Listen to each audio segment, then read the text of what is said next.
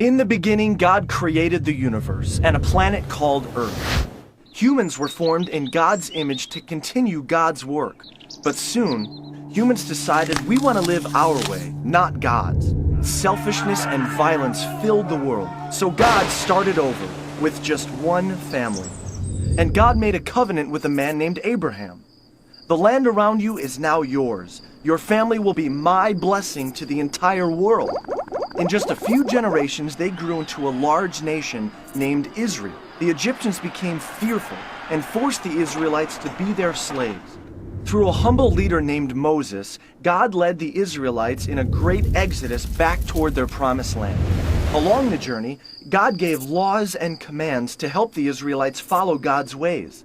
Finally, after 40 years of struggle and complaining in the desert, the Israelites arrived back home in the promised land.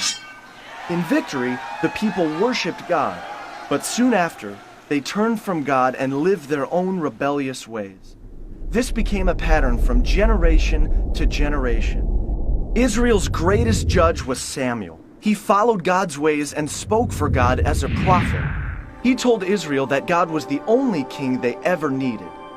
But they desired to be like the corrupt nations surrounding them and insisted, "We want a human king who we can see to rule over us just like the other nations." So Samuel found a man named Saul to be Israel's first king. His reign began well, but before long, Saul stopped following God's ways and made many bad decisions. So Samuel told Saul, "Because you have turned your back on God, God has rejected you as a king." Samuel's search for the next king led to a courageous young shepherd boy named David. When David grew up to be king, God blessed him and the Israelites greatly. But David was not perfect. He had an affair with a married woman and committed a murder to cover it up. But deep inside, David always loved God and would return to living in God's ways. Known as the poet warrior, he wrote music to God called psalms, heartfelt expressions of prayer, struggle, and thankfulness. After many years as king, David gave the throne to his son Solomon. God also told David, "One day, one of your descendants will rule with a kingdom that will never end." Solomon succeeded his father David, becoming the richest king in Israel's history. Full of God's wisdom, Solomon wrote books like Proverbs and built a magnificent temple, a permanent tabernacle reminding people of God's continual presence. But Solomon strayed from God, marrying corrupt wives who led him into worshiping false gods. Civil war broke out, dividing the country into a northern kingdom called Israel and a southern kingdom called Judah. Soon, both of these kingdoms were led by corrupt kings who ignored God's ways. During this time, prophets were sent as messengers, calling the Israelites to return to God. They warned of the destructive consequences ahead. The prophet Elijah, a wild and rugged man, showed up false prophets by calling on God to give an awesome display of fire. The prophet Elisha followed him, bringing a boy back to life by causing him to sneeze. These prophets challenged the Israelites and their kings to return to God's better ways. But the Israelites would not listen. Distracted in their own rebellion, other nations swept in and conquered both of the kingdoms of Israel and Judah. God's people were forced out of the promised land, and many were taken away to be slaves once again. The temple was destroyed, and the people lost everything. This was a time called the exile, where many of the Israelites, now called Jews, were scattered across different lands. One prophet named Daniel was sent to a city named Babylon. The law demanded that everyone pray only to the king of Babylon, but Daniel refused and prayed to God 3 times a day. So Daniel was thrown into a pit of hungry lions. But God closed the mouths of the lions, and Daniel emerged the next morning without a scratch. Though scattered, God was still watching over the Jewish people, and God gave them hope, speaking through the prophet Jeremiah's words. "I'll make a new covenant with the people of Israel, returning them to the promised land and filling their hearts and minds with my ways." 60 years later, this hope was realized. The Persian Empire freed the Jewish people to return to their promised land. A small number gathered back in the capital city of Jerusalem, and a new, smaller temple was built under the leadership of Ezra. Reunited, they celebrated and shouted with joy. But the elders wept in remembrance of what was lost. Prophets like Malachi and Isaiah pointed to the future and a coming king, a Messiah, one who would fully restore Israel and bring a new kingdom of peace.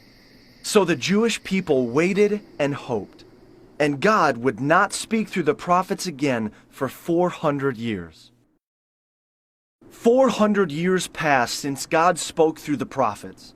They were now ruled by the Roman Empire, and the Jewish people longed for a Messiah to come and liberate them. Then, Mary, a young woman still a virgin, gave birth to a boy named Jesus, meaning one who saves. Angels announced that he was the Messiah King. Overjoyed, a group of shepherds ran to tell everyone in sight. This birth was truly a miracle. When Jesus grew up, he faced the same temptations as all people, but always chose to follow God's ways. Jesus showed his closest followers, called disciples, how to live in the ways of God. He told them, "The kingdom of God has come. Now turn from your ways to God's ways." Using profound stories called parables, Jesus challenged the Jewish people to search for the deep realities of God's kingdom. As crowds surrounded Jesus everywhere, he felt compassion for them, giving them food, healing their illnesses, and even raising people from the dead. Jesus was a different kind of king than expected. He wasn't a military leader. Instead, he led through compassion, justice, and loving those who were forgotten. The religious leaders were jealous of Jesus' huge following and shocked by his claims to be God's son. He must be stopped, they thought. One night, while Jesus was praying, they sent an armed mob to drag him away. Horrified, his disciples ran away and hid. The religious leaders questioned Jesus. "Are you the Messiah, the Son of God?" Jesus answered, "I am, and you will see me seated next to God in power." Enraged, the leaders shouted, "Any man who claims to be God must be executed." Pressured by the religious leaders and an angry crowd, the Roman governor sentenced Jesus to death. Like a criminal, Jesus was nailed to a wooden cross between two thieves. He cried out, "Father, please forgive them. They don't know what they're doing." Darkness filled the skies, and Jesus breathed his last breath. Jesus was buried in a tomb and guarded by Roman soldiers. 2 days later, Jesus' followers came to prepare his body for burial, but he and the soldiers were gone. Jesus began appearing, first to 2 men walking along the road, then to over 500 eyewitnesses. Weeks after Jesus' resurrection, he met with his disciples for a meal. Jesus encouraged them, "You'll never be alone. Soon God's Spirit will come and live inside of you, empowering you to live in my ways and change the world." As the disciples watched, Jesus disappeared into the clouds right in front of them. A few weeks later, 120 of Jesus' followers were praying. All of a sudden, God's Spirit filled them, and they began speaking in other languages. People throughout the city were amazed.